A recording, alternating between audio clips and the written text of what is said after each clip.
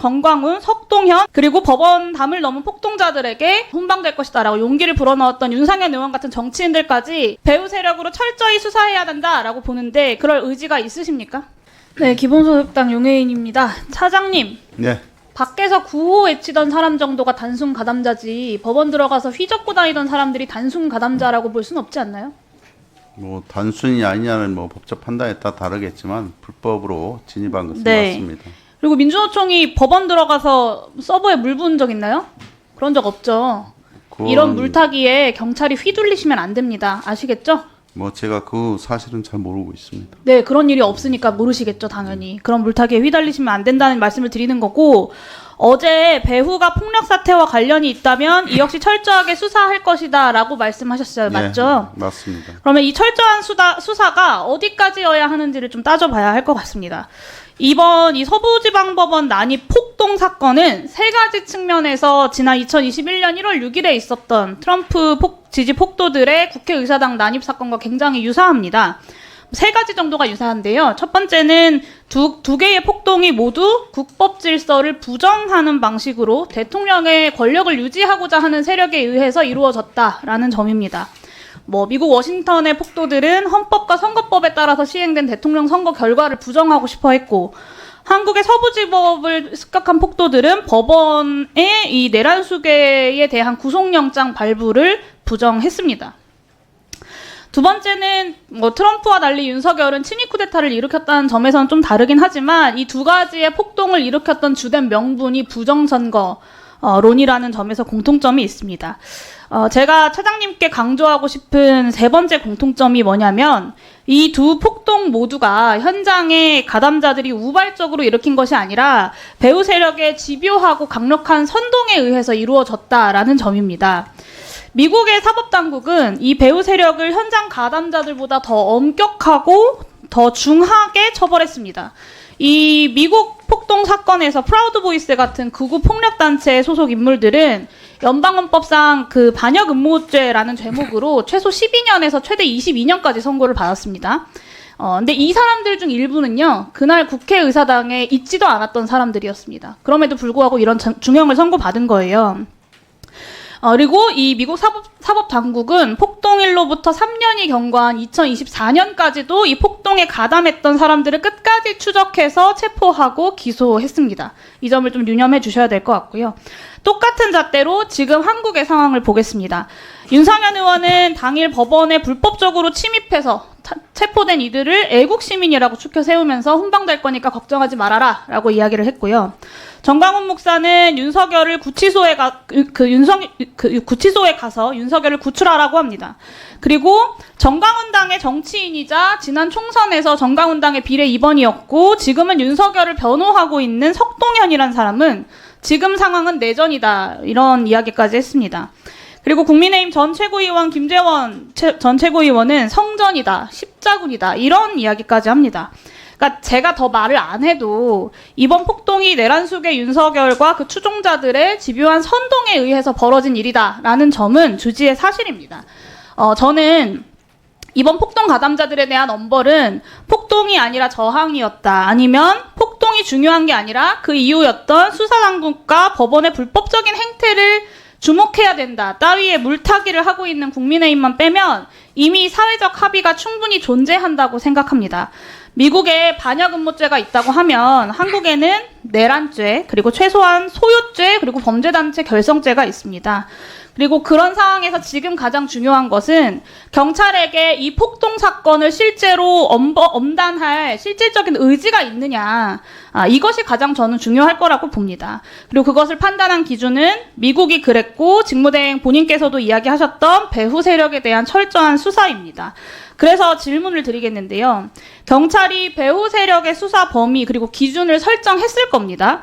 현장에 있었던 일부 극우 유튜버들은 말할 것도 없고 미국 수사당국이 그랬던 것처럼 현장에 없었다고 하더라도 이번 폭동을 꾸준히 선동해왔던 정광훈, 석동현 이런 자유통일당의 주요 인사들 그리고 법원 담을 넘은 폭동자들에게 용기를 불어넣었던 훈방될 것이다라고 용기를 불어넣었던 윤상현 의원 같은 정치인들까지 배후 세력으로 철저히 수사해야 된다라고 보는데 그럴 의지가 있으십니까?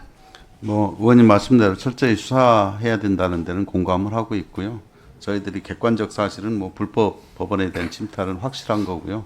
다만 이제 주관적으로 이게 계획적이냐 아니냐 뭐 이런 문제에 대해서는 지금 수사를 계속 진행하고 있기 때문에 추후 뭐 사실관계가 나올 거라고 생각하고 있습니다. 네, 반드시 그렇게 처리해 주셔야 되고요. 수사국장님, 예. 잠깐만 시간 멈춰주시고요. 네. 구속영장 신청하셨죠? 네. 네, 무엇으로 의율해서 신청하셨습니까? 특수건조물 침입, 특수공무집행 방해, 특수재물 손괴 뭐 등등 해서. 네, 제가 이따가 추가 질의에서 더 말씀드릴 테지만 소유죄, 내란죄에 대한 내란죄 의율에 대한 검토까지 적극적으로 하셔야 된다고 생각합니다. 수사 단계에서부터 이 폭동에 엄정히 대처하지 않으면 앞으로 언제 다시 이런 폭동이 일어날지 모른다라는 점을 경찰이 명심해 주셔야 됩니다. 네, 검토하겠습니다. 검토하고 있습니다. 네. 역사상 이런 일, 앉으셔도 좋습니다. 역사상 이런 일은 없었습니다. 법원에 폭도들이 쳐들어가서 영장 전담 판사를 잡겠다고 법원을 다 뒤지면서 수사를 했어요. 차장님께서도 이 사안이 얼마나 큰 행위인지 알고 계실 텐데요. 법원이 불법 행위를 하고 있다. 그리고 윤석열에게 구속영장을 내린 판사에게 본때를 보여주겠다. 구치소에 쳐들어가서 윤석열을 구출해오겠다.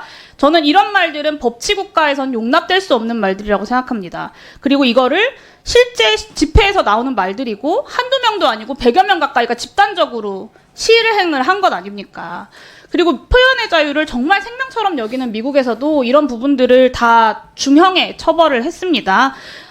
폭동이라고 하는 초유의 사태가 일어났는데 단순 가담자, 뭐 부하 수행자 이런 식으로 넘어갈 문제가 저는 아니라고 생각하고요. 이 순간에도 내전이다, 야당은 다 빨갱이자, 죽이자, 뭐 윤석열을 구출하자 이런 말들을 내뱉고 있는 극우 폭력 세력들의 수괴들을 수사하고 처벌해야지만 폭동이 끝난다라는 말씀을 드립니다. 마지막으로 이거 하나 더 확인해야 될 것 같은데요. 아까 윤상현 의원이 경찰 관계자 강남서장이랑 소통을 했다고 손방될 것이다 라고 이야기를 했는데 강남서장 관련돼서 혹시 확인하셨나요? 예, 확인했는데요. 강남서장이 그 22시 1월 19일 날 22시 51분경에 모르는 번호로 전화가 왔답니다. 그래서 그 윤상현 의원님이시라고 하면서 서부지법 연행된 분들이 있는데 뭐 잘 부탁드린다 이런 말씀하셨다고 하고요. 다만 이제 강남서장이 답변을 하기를 절차 준수해서 조치하겠다 이렇게 답변하고 끊었답니다. 여러분들은 지금까지 이런 이슈들을 보게 되면 어떤 생각이 드셨나요? 제가 항상 여러분들께 뉴스만 평소에 잘 챙겨보셔도 돈이 된다. 돈을 벌 수 있다고 말씀을 드렸는데요. 그 이유는 제가 지난 5월 초에 여러분들께 뭐라고 말씀을 드렸죠? 지금은 정부가 주목하고 있는 K푸드에 관심을 가져야 한다. 뉴스만 보고 끝내지 마시고 투자 쪽으로 한번 생각해 보셔야 한다. 라고 말씀을 드렸습니다. 그리고 나서 이런 썸네일들을 뉴스를 통해서 많이 보셨을 텐데요. 이렇게 정부가 정책으로 밀어주는 산업이 이슈가 됐을 때 정보에 민감한 부자들은 어떻게 생각할까요? K푸드 관련주는 뭐가 있는지, 어떤 종목이 나에게 돈을 벌어다 줄 수 있는지를 생각한다고 말씀을 드렸죠? 그 이유가 뭐냐 하면 부자들이 봤을 때는 이슈가 곧 돈으로 이어지고 이런 이슈들이 돈을 벌어준다는 경험적 확신이 있기 때문에 부자들은 항상 이런 사회적 이슈들을 관심 있게 챙겨본다고 말씀을 드렸습니다. 실제로 제가 지난번에 시청자분들과 함께하는 주식으로 수익 내기 이벤트를 진행했었는데요. 당연히 100% 무료로 진행했고 여기 보시면 저한테 구독이라고 문자 남겨주신 모든 시청자분들께 이렇게 K푸드 관련주 중에 가장 급등할 확률이 높은 한성기업 딱 한 종목을 여러분들에게 추천을 드렸어요. 그러면서 여기 나와 있는 대로 정확하게 얼마에 사야 하는지, 그리고 어느 정도 올랐을 때 팔아야 하는지 이런 부분들까지 자세하게 알려드렸었는데 결과가 어떻게 되었죠? 오른쪽을 보시면 아시겠지만 제가 5월 2일에 문자로 이 한성기업을 소개해드리고 나서 주가가 이렇게 2배 넘게 급등이 나왔다. 그래서 당시에도 굉장히 많은 분들이 제가 드린 한성기업으로 수익을 내셨을 텐데요. 다시 한번 축하드린다고 말씀을 드리고 이번에도 마찬가지입니다.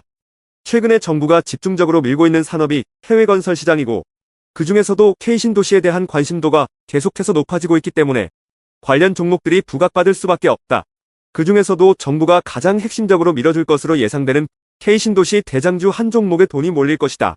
당연히 우리가 이쪽으로 생각해야 한다는 겁니다.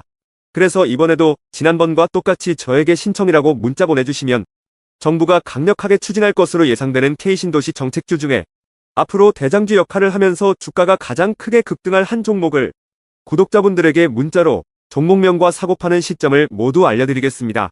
그래서 여러분들이 주식으로 돈 버는 연습을 한번 해보시라 이렇게 말씀을 드리고, 지금 이 영상을 보시는 시청자분들 중에 나도 이번 종목이 궁금하다 하시는 분들은 누구나 상관없이, 그리고 어느 시간대나 상관없이 부담 없이 이렇게 상단에 제 번호를 항상 남겨놓고 있습니다.